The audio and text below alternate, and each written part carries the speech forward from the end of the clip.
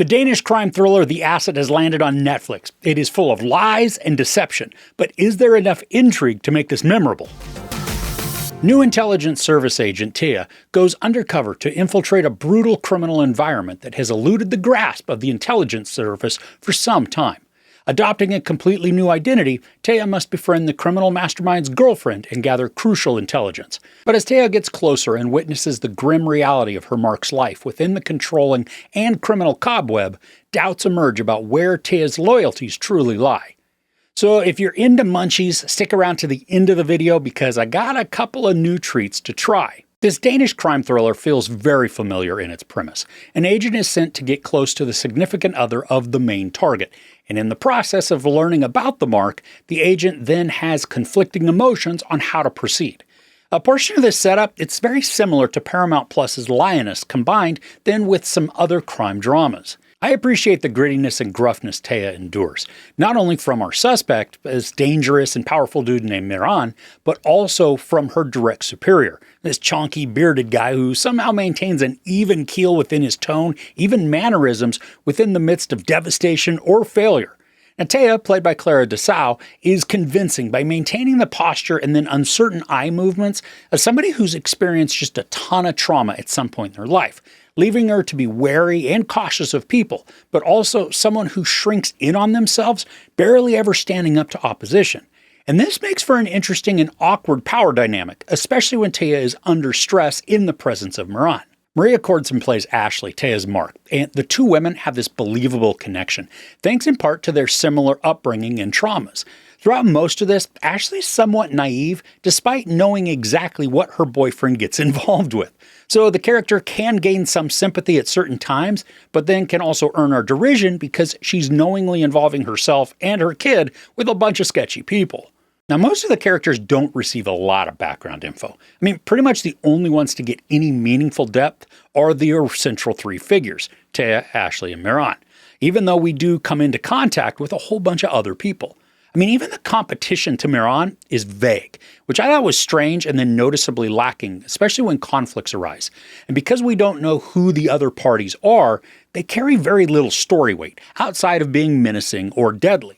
Now, this is a beautiful series to take in from a filming standpoint. While a lot of it is either gray or neutral tones, there's this consistent contradiction that's created simply because of the terrible and dirty things the baddies do, which then is contrasted to the posh and lavish lifestyles that they showcase to the world. And the framings and the shot selections, they're drastically different from typical American productions, choosing to utilize some wider shots that capture scenery and settings while still maintaining a focal point on the characters. Now, I'm always a fan of Scandinavian, European, heck, even UK productions. They have this polish to them that works well against the backdrop of these untoward characters. Now, a series of 6 episodes that are each about 50-ish minutes, and I binged it pretty quickly.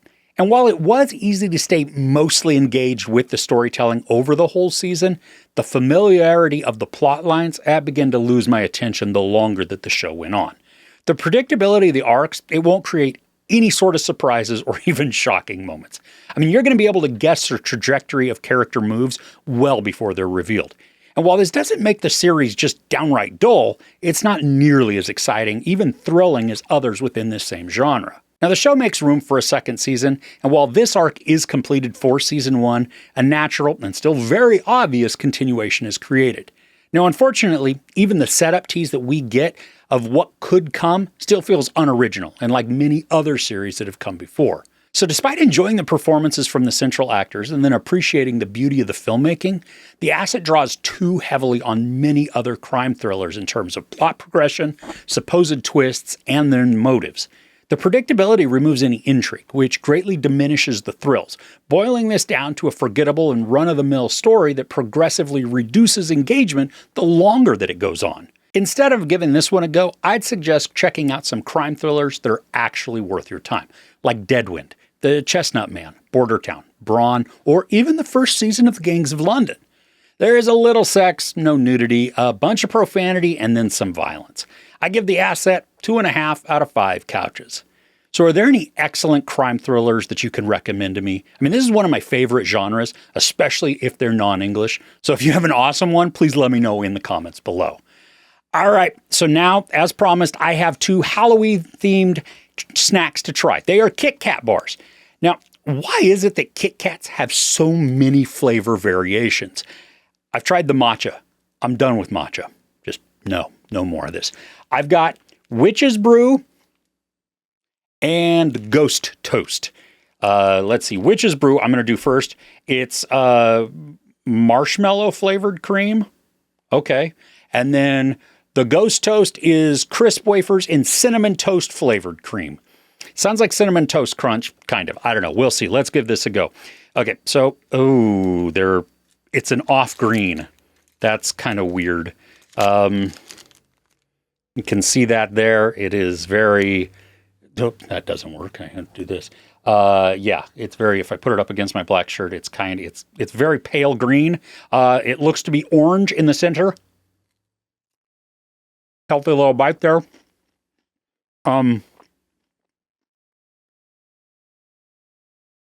It's fine. There's nothing spectacular about this. It's not over... I hit the microphone. It's not overly sweet. Has a weird aftertaste. Tangy, almost. It's melting in my hands, though, too. That one's not bad.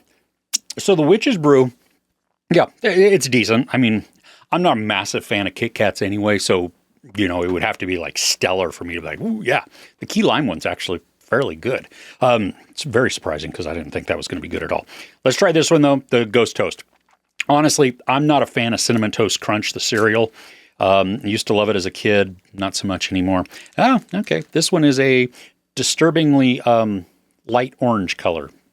Pink, almost my flesh color. No, it's not. Anyway, let's just go. It's peachy colored. It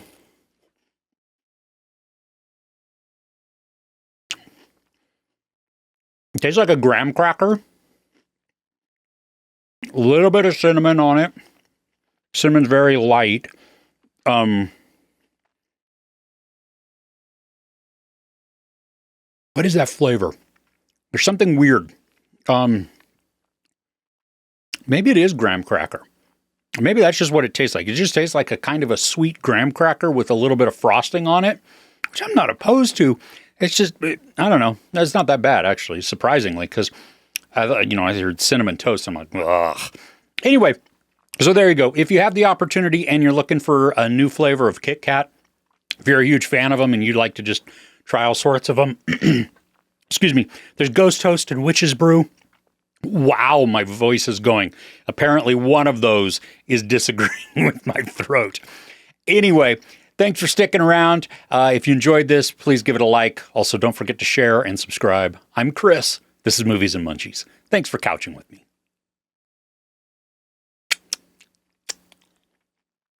Melty.